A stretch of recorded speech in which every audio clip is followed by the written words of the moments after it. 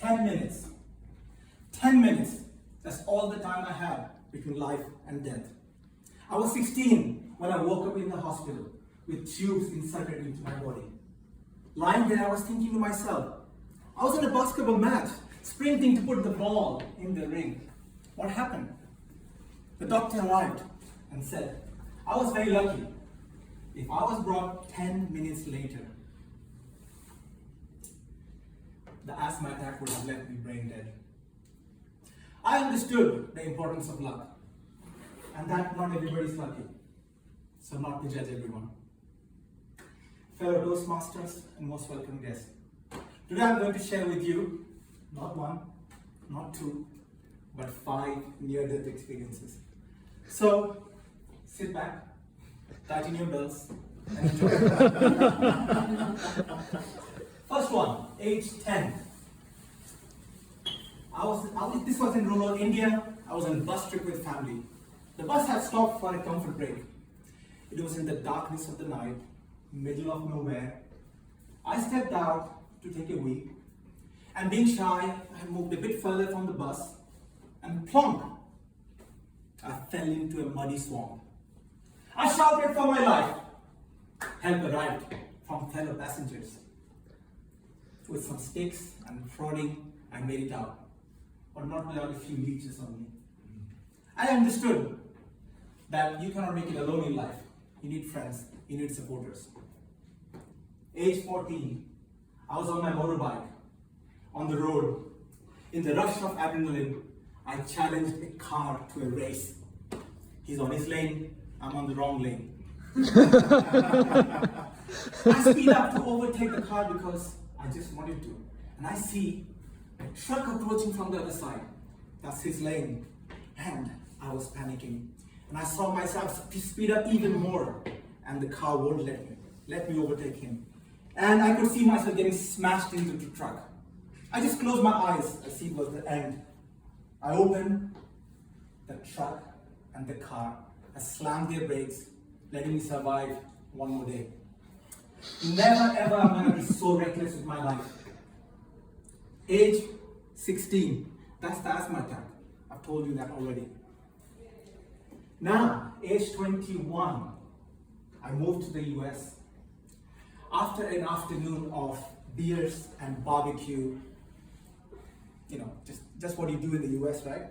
And I'm driving back home. Driving back home that evening, I drifted into sleep. Luckily, I just woke up as my speeding car was approaching the back of a stationary truck. Never ever I'm going to drive until I'm fully alert. My final Houdini act came at the age of 23. My friend had gotten into a bar fight with a group of men. As I intervened to help him, I see a baseball bat approaching the back of my head. I ducked. Instead of my head, it shattered my collarbones. The cops arrived, and I get to survive one more day with my brains intact. Never ever I'm going to get into a situation where I don't have full control. Instead, I should get better help, appropriate help. Since that day, as you have seen, that's the 5 near-death experiences. And that's the end of it, I'm survived. Since that day, life moved on. And, I joined the rat race, building my career, spinning the hamster wheel, and, chasing money, bitcoins, until death. Again, death. And this time, my father had COVID, and he was healthy enough to go to the hospital by himself, get himself admitted, but his health worsened. But unfortunately, the hospital had ran out of ventilators. So another day passed, 24 hours passed before we could get to another hospital, but by this time his kidney had collapsed. So we needed a dialysis machine. That hospital had run out of those as well. So another 24 hours passed, and we found another hospital, but this time it was too late. My father, in 3 days, went from walking on his feet to walking away from this life. That incident made me think really hard. or what I'm to do with my life. First thing that I came up with was to become a monk. I thought this whole world is so weird. It's wired in a very different way. It's not for me. So I found a monastery, and I called my mom and said, "Mom, I found a monastery." What? She completely flipped.